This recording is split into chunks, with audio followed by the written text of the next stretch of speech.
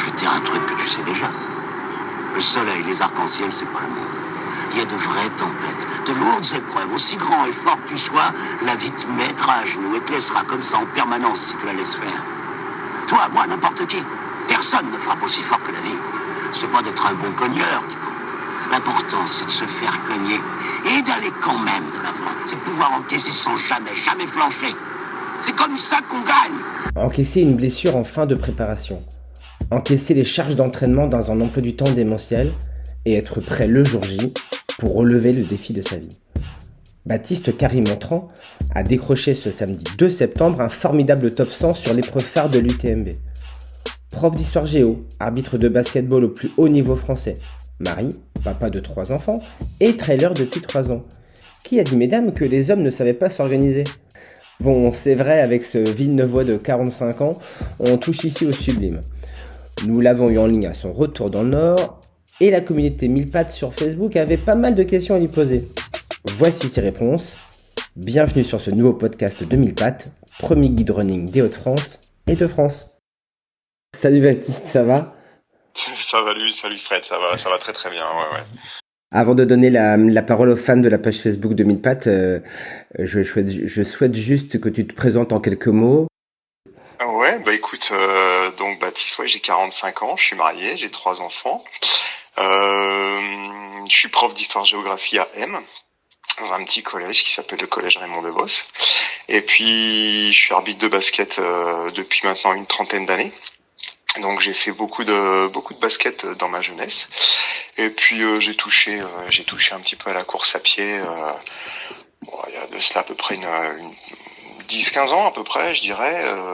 Et puis je m'y suis mis vraiment très très sérieusement. Et c'était en novembre 2020. J'ai été victime du Covid, donc je suis resté à l'époque enfermé une semaine dans mon petit bureau et j'ai très très mal vécu ce moment. Et en fait, quand je suis sorti, j'ai vraiment eu besoin de prendre l'air, voilà, d'aller autour du lac du Héron, qui est mon spot d'entraînement. Et puis de fil en aiguille, voilà, j'ai été piqué par le virus de la course à pied et puis plus particulièrement du trail. Voilà, globalement ma petite histoire. Ce qui est fou, c'est finalement avant le Covid, tu courais mais via le basket, t'étais pas un runner en tant que tel. Non, en fait, j'avais mes 2 entraînements de basket par semaine. Je rajoutais souvent une sortie de course à pied autour du lac du Héron, mais sans plan d'entraînement, sans objectif autre que celui de m'entretenir pour le basket. Pour les basketteurs dont je fais partie qui te connaissent ou pas tout à fait encore, tu as joué à quel niveau pour te situer un petit peu ? Ouais, moi j'ai jamais joué à un très très grand niveau, hein. J'ai joué au niveau régional et puis je suis au club de la Jeune France de Lambersart. Okay. Voilà, depuis 1998. Voilà, donc ça fait 25 ans que je suis licencié à Lambersart. Est-ce que le fait d'être arbitre, en plus arbitre au plus haut niveau français, ça a ajouté une dimension athlétique qui fait que ça t'a aussi aidé à progresser dans ta pratique de la course à pied ? En fait, ça te force déjà à t'entretenir, à faire attention à ce que tu fais parce qu'on a des tests physiques, on est suivi et on peut pas faire n'importe quoi. Et puis je dirais qu'en fait les 2 activités se nourrissent. Puis je vais rentrer directement dans le vif du sujet UTMB. Je pense que tu connais Notre-Dame de la Gorge sur l'UTMB. C'est un passage où il y a beaucoup de supporters, où il y a beaucoup d'émotions. Et nous dans l'arbitrage, les émotions, on les canalise et là je t'avoue que j'étais bien content d'être arbitre et de canaliser mes émotions parce que à Notre-Dame de la Gorge en fait tu peux vite te mettre dans le rouge parce qu'il y a tellement de monde, t'as tellement envie d'aller vite et de montrer une belle image de toi que tu peux vite exploser complètement. Et moi là à ce moment-là je me suis dit non vas-y contrôle comme sur un match, contrôle tes émotions. Et bien m'en a pris parce que cette montée de Notre-Dame de la Gorge, elle casse les pattes. Et tu as une course qui est remarquable, hein. Quand on regarde un peu tous les intermédiaires, elle est assez extraordinaire parce que au premier inter, tu es 412, on va dire, tu es dans les 300, 400 au tout départ. Et après, tu progresses sans cesse, il y a jusqu'à la fin où tu finis top 100. C'est juste dingue. Alors en fait, ce qui fait que j'ai dû remonter autant de monde, c'est que je suis arrivé très tardivement sur la ligne de départ. En fait, je suis arrivé il fallait être à 17h30 en fait en place dans les sas. Et moi, j'ai dû arriver vers, je sais pas, 17h20. Il y avait déjà 2000, je sais pas, allez, peut-être 2000, 2200 personnes devant moi. Et on le voit très très bien alors sur une des vidéos qu'a faite la compagne de mon frère. Il me faut, je sais pas, 4 ou 5 minutes avant de passer devant la caméra. Mais pendant 4-5 minutes, tu vois des gens courir, des concurrents. Et en fait, j'ai dû remonter tout ça petit à petit et ce qui fait que bah voilà, à chaque intermédiaire, je continue de gagner des places. Moi, j'ai la chance de pas dormir sur mes ultras, donc je fais jamais de sieste. Je m'arrête à mes ravitaillements, je mange ce que je peux manger, ce que je dois manger, et puis je repars. La plus grosse pause que j'ai faite, je crois, c'est Courmayeur où j'ai dû me changer, etc. Donc voilà, ce qui peut expliquer peut-être cette physionomie de course. Il n'empêche que tu serais pas parti quand même dans les 100 premiers. Si tu penses que tu aurais pu partir aussi haut pour arriver à ce niveau-là? Après, moi, je visais pas un temps, je visais pas une place. Je sais juste que oui, j'ai dû remonter énormément de coureurs, mais après, j'ai vraiment fait ma course, quoi. J'ai pas du tout pensé à une place. Je voulais uniquement finir. J'ai eu une préparation compliquée, donc déjà d'être au départ de l'UTMB pour moi c'était déjà une victoire en soi. Et après bah voilà, c'est la cerise sur le gâteau. En fait j'avais même demandé à mon frère qui me ravitaille, qui m'a accompagné avec mes parents et donc sa compagne tout au long de la course de ne surtout pas me parler de position. Je voulais absolument pas en entendre parler. Et en fait, j'ai appris que j'étais dans le top 100 5-6 minutes après l'arrivée, hein, mais je ne le savais pas. En fait. C'est fou ça. Ce qui est plutôt une bonne chose à la rigueur vu ce que tu racontes, quoi. En fait, je pense que c'est une bonne chose parce que dans tous les ultras, en fait, il faut vraiment être toi-même. Faut pas chercher à être quelqu'un d'autre. Il faut pas chercher à aller au-delà de tes limites parce que tu te prends un mur tout de suite. Et donc ça te force en fait à rester toi-même et à rester à l'écoute de tes sensations et à pas faire l'effort de trop qui malheureusement peut avec des distances comme celle-là te mettre dans le fossé ou dans le brancard quoi. Donc voilà, enfin j'ai vraiment essayé de rester concentré sur moi, sur mes sensations et finalement au bout du compte ça s'est pas trop mal passé quoi. En quoi est-ce que ta préparation a été compliquée? En fait, elle a été compliquée parce que du 15 mai au 17 juillet, très exactement, j'ai quasiment pas pu courir à cause d'une aponevrosite plantaire. Donc, j'ai pu faire que du vélo du 15 mai jusqu'au 17 juillet. J'ai repris la course à pied le 17 juillet à La Plagne, avec beaucoup d'appréhension. Tu peux l'imaginer parce que c'est une blessure. Tous ceux qui la connaissent savent à quel point c'est vraiment pénible. Donc juste pour ceux qui connaissent pas, c'est une inflammation en fait de la bandelette fibreuse qu'on a sous le pied. Et donc quand tu te lèves le matin, tu as une vive douleur qui se déclenche, qui s'atténue un petit peu au cours de la journée, mais qui t'empêche complètement de pousser sur le pied. Donc moi pendant 2 mois, j'ai tout simplement pas pu courir. Donc j'ai fait beaucoup de vélo, beaucoup de renforcement musculaire, de gainage, etc. Mais quasiment pas de course à pied et j'ai repris que le 17 juillet. Donc tu t'imagines que 17 juillet, UTMB 1er septembre, j'étais un peu dans l'interrogation. Et puis finalement j'ai réussi à faire un joli bloc de développement de 4 semaines avant la course et puis ça a suffi quoi. Mais je t'avoue que j'étais pas rassuré parce que le 10 juillet pour moi tu vois je faisais pas l'UTMB quoi. J'ai vraiment la chance d'avoir un beau frère donc le frère de ma femme qui est kiné et ostéo qui m'a bien suivi et puis qui s'appelle Vianney Niwarn qui travaille à Flin-Mérage je crois. Et puis Noémie Delmer qui est une kiné à Wascal pareil qui m'a traité par onde de choc et voilà juste dire à tous ceux qui sont victimes de ce mal de l'aponevrosite que faut pas baisser les bras, faut garder le moral et voilà ne rien lâcher, c'est vraiment important. Alors on a une première question de Mika qui se demande quel volume d'entraînement faut-il pour arriver à ce niveau? Encore une fois, il faut être soi-même.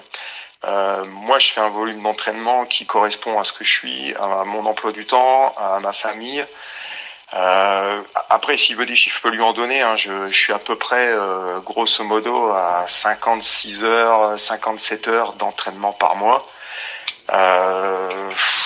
Après, c'est des données purement mathématiques, hein, mais voilà, je suis à peu près à ça. Je suis environ par an à entre 4 et 5 000 kilomètres de course à pied par an. Et puis à cela, tu ajoutes un peu de vélo. Et bon, cette année, il y en a eu beaucoup au mois de mai et au mois de juin, mais voilà, j'en suis à peu près à ça. Donc par semaine, ça fait 10 à 15 heures d'entraînement par semaine.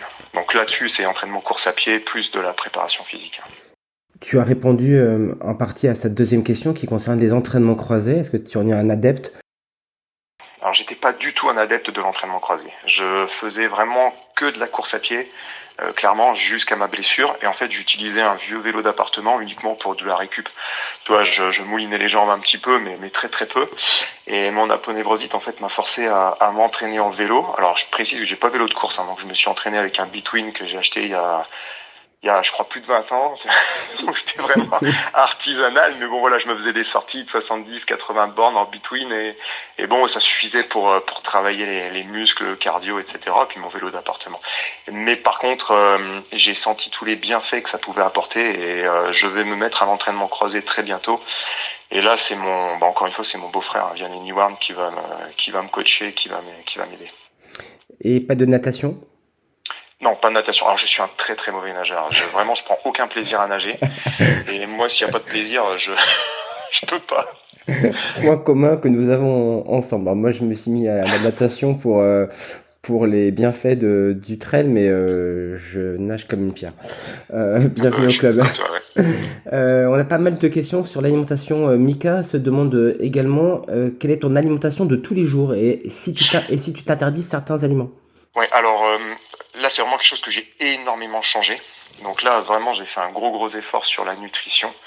Alors, ce que je vais faire, c'est qu'en fait, je vais lui donner grosso modo une journée de ce que je mange. Le matin, c'est 2-3 œufs avec du curcuma et du poivre. Le curcuma, c'est pour les vertus anti-inflammatoires.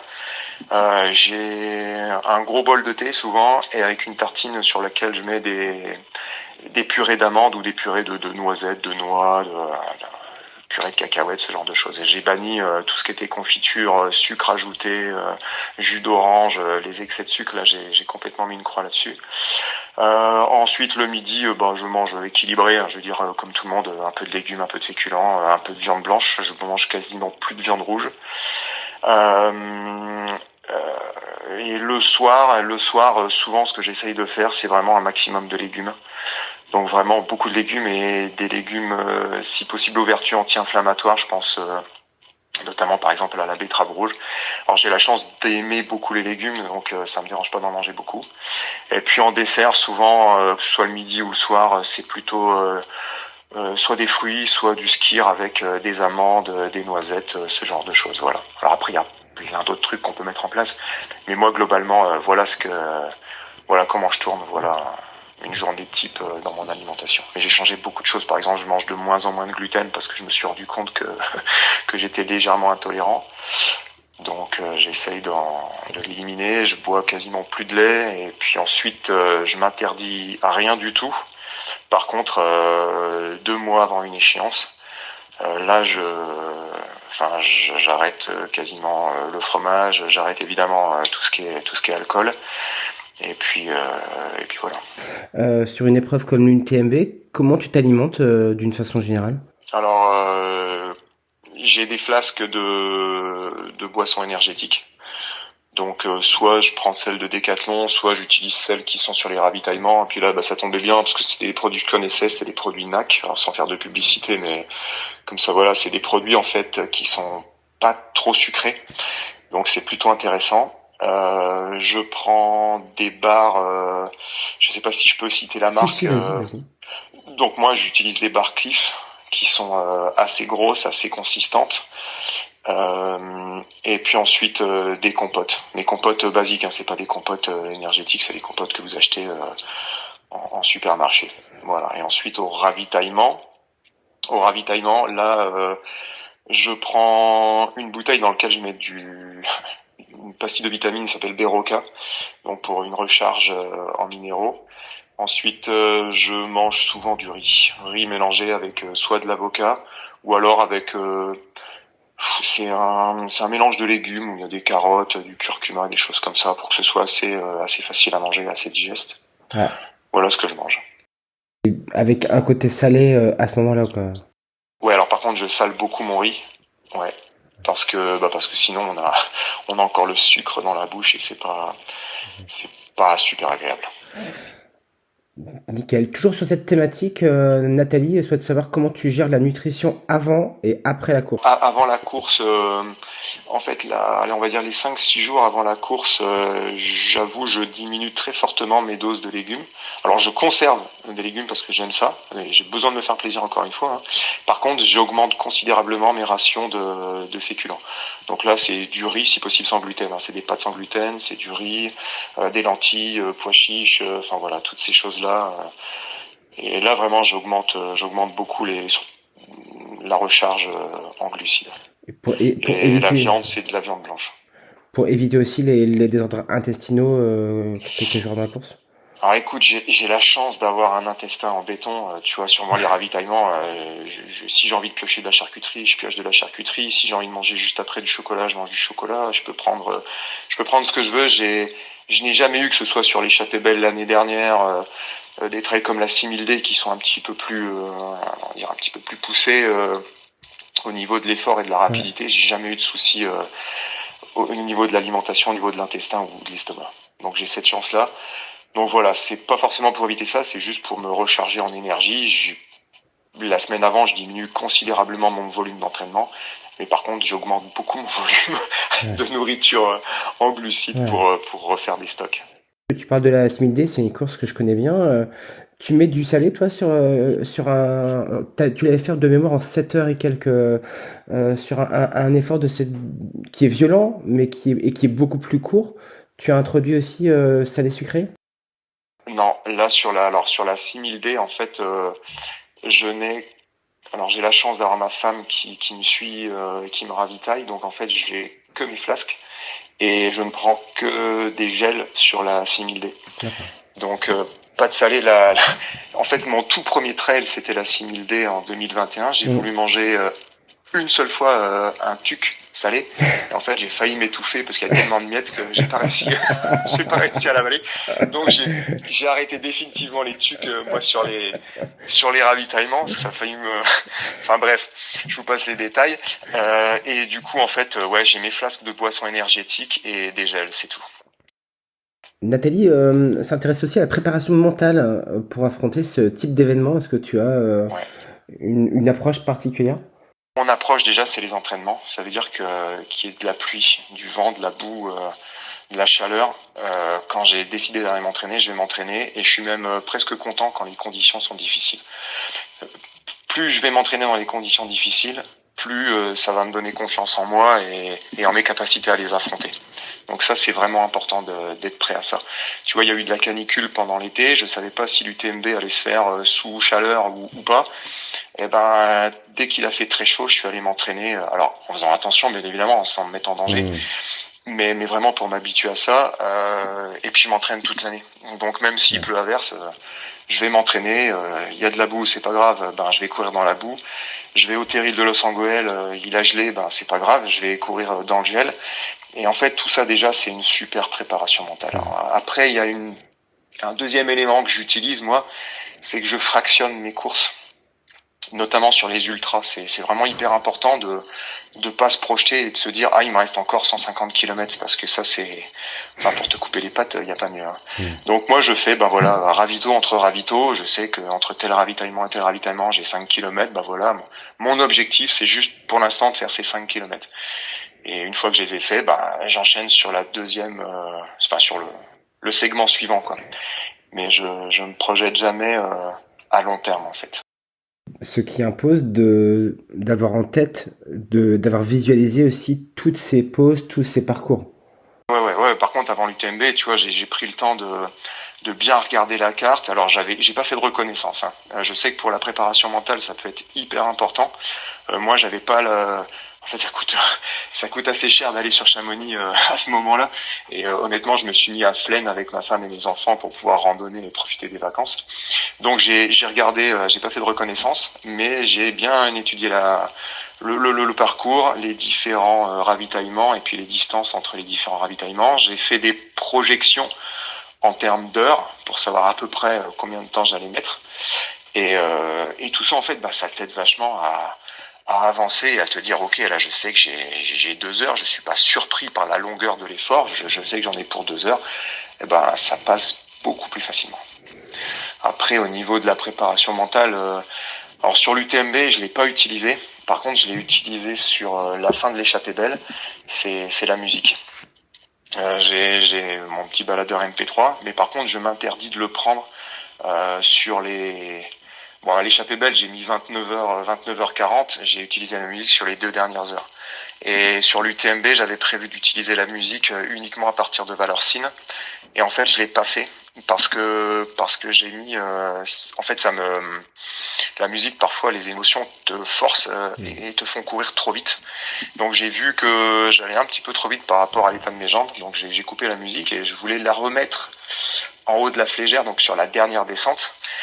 Et là, en fait, je me suis rendu compte que la flégère, c'était beaucoup plus compliqué que ce que je pensais. C'est beaucoup plus technique que ce qu'on croit. En fait, il y a une partie de piste de ski qui est très facile, mais vous basculez très vite ensuite dans un sous-bois avec énormément de souches, beaucoup de pierres qui dépassent.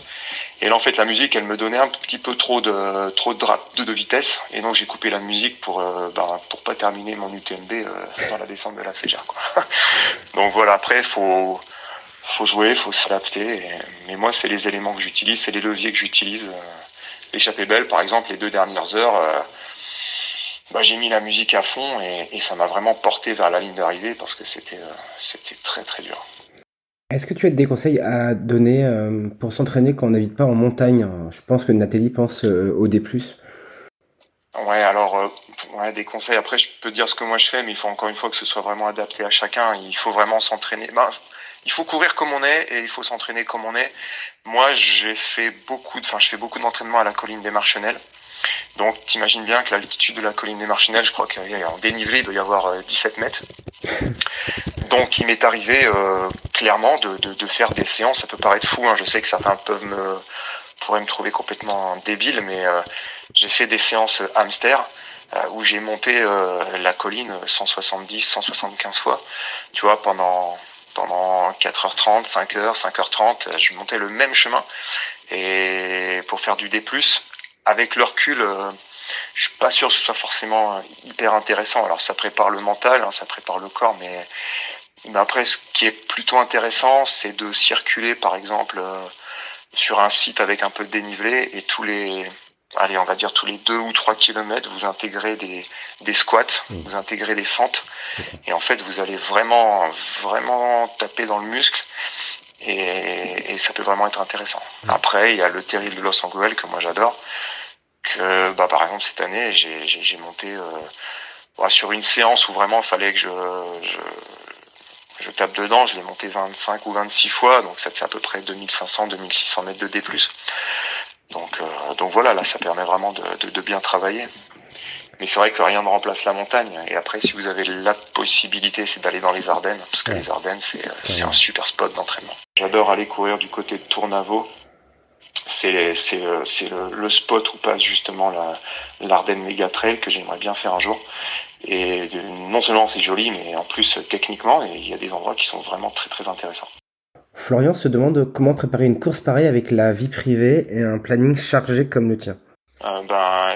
Très clairement, j'ai la chance d'avoir une femme mais vraiment extraordinaire qui est traileuse, qui adore ça, qui me soutient, qui est avec moi, qui vient sur les ravitaillements quand elle en a la possibilité et qui fait elle-même du trail au club de Villeneuve d'Ascq, je crois qu'il s'appelle le MTMV. Voilà, et donc forcément c'est beaucoup plus simple pour moi. Ensuite ça me fait penser, tiens, je me coupe un petit peu, mais ça me fait penser à un proverbe népalais qu'avait donné Dawa Sherpa dans une de ses interviews. On n'applaudit jamais à une seule main. Et en fait, Ben ouais, moi j'ai la chance d'avoir ma femme avec moi. J'ai la chance aussi d'avoir mes parents, mes frangins. J'ai la chance d'avoir toute une équipe derrière moi qui m'aide. Et dans la vie de tous les jours, la chance que j'ai aussi, c'est que j'ai 45 ans, que mes enfants sont plutôt grands, donc plutôt autonomes. Et puis j'ai la chance d'être enseignant. Donc mine de rien, je peux organiser un petit peu mon emploi du temps comme je l'entends. Et puis je suis, comme tu l'as dit, arbitre de basket. Donc je passe énormément de temps dans les transports en commun. Je travaille beaucoup dans le train.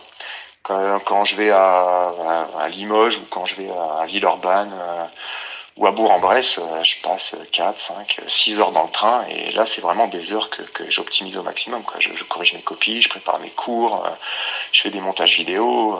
Mais vraiment, j'essaie de travailler dès que je monte dans le train jusqu'à ce que j'en sorte. Dès que je peux travailler, dès que je peux avancer, je bosse parce que je sais que derrière, ça va me permettre de faire une séance de prépa, ça va me permettre de faire une séance de course à pied, de vélo, ce genre de choses, quoi.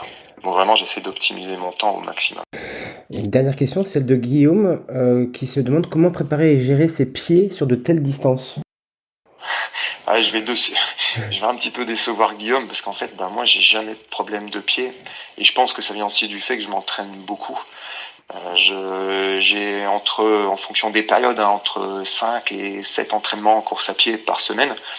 Donc forcément, mon pied, je pense qu'il est rodé et tu vois, par exemple, sur l'UTMB, sur l'échappée belle, l'année dernière, j'avais acheté un tube de Noc et en fait, je l'ai même pas ouverte, quoi. J'en ai même pas eu besoin. Sur l'UTMB, je me suis même pas posé la question des ampoules. Je changeais de chaussettes et c'est tout. C'est tout ce que je fais.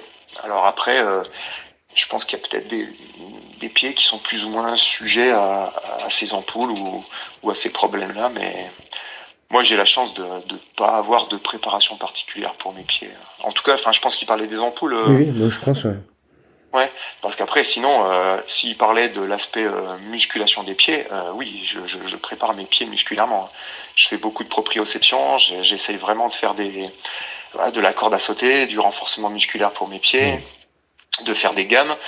Ça, c'est fondamental. Et si vous voulez vous mettre au trail, et notamment au trail en montagne, il faut absolument avoir tout au long de la semaine des 5-10 minutes pour muscler son pied parce que c'est absolument essentiel. Et la ponevrosite me l'a montré de belle manière. Tu vois, les 2 mois d'entraînement qui me manquent en course à pied, qui ne m'ont pas permis d'arriver prêt en montagne au milieu du mois de juillet, ça m'a vraiment manqué sur les 2-3 dernières descentes de l'UTMB. J'avais les cuisses en feu et c'est là où tu te rends compte que ça c'est hyper important, ça soutient et ça soulage les quadris, les mollets. Et quand on a un pied fort, c'est vraiment c'est fondamental pour le trail. Ton objectif pour l'année prochaine, c'est quoi ? Pour l'instant, j'ai pas d'objectif. Faut que j'en discute avec ma femme. J'aimerais bien essayer de faire le trail Alsace Grand Est qui passe par tous les châteaux. Et après, il y en a plein d'autres. L'Ultra 01 me tente bien. J'étais inscrit cette année au mois de juin sur l'UT-Lac. C'est l'Ultra Trail du Haut-Gifre en version 125 km que malheureusement j'ai pas pu faire à cause de ma blessure. J'aimerais vraiment beaucoup faire cette course. Il y a l'Ardenne Méga Trail aussi qui me tente énormément. Donc voilà, faut que je discute un petit peu de tout ça avec ma femme, qu'on voit un petit peu au niveau du planning comment on peut mettre en place les choses. Et puis après, j'espère que je pourrai faire le NTMF, le Trail des Monts des Flandres, que j'aime beaucoup. Et puis peut-être encore, cette année j'ai pas pu la faire, mais peut-être aussi la 6000D l'année prochaine. On verra. Faut en discuter. Dernière question, qu'est-ce qu'on peut te souhaiter pour les prochains mois ? Tout simplement de pas être blessé puis de continuer à prendre autant de plaisir à l'entraînement, autant de plaisir dans les courses. Voilà. Très bien, et je te remercie beaucoup Baptiste pour cet entretien, c'était hyper intéressant et je te souhaite aussi le meilleur pour les prochains mois, un peu de repos avant j'imagine et puis en tout cas après de nouveaux entraînements et puis au plaisir de se croiser sur les courses. Un grand merci à toi et puis bon courage à tous les trailers, à tous les traileuses, à tous les runners qui suivent Mille Pattes et tes podcasts. En tout cas, un grand merci à toi. Voilà, on espère que ce nouveau podcast de 1000 pattes vous a plu. Perso, on a trouvé les propos de Baptiste super instructifs et vraiment très inspirants. Si c'est aussi le cas pour vous, n'hésitez pas à partager cet article sur vos réseaux. Belle journée à vous. Ciao, ciao!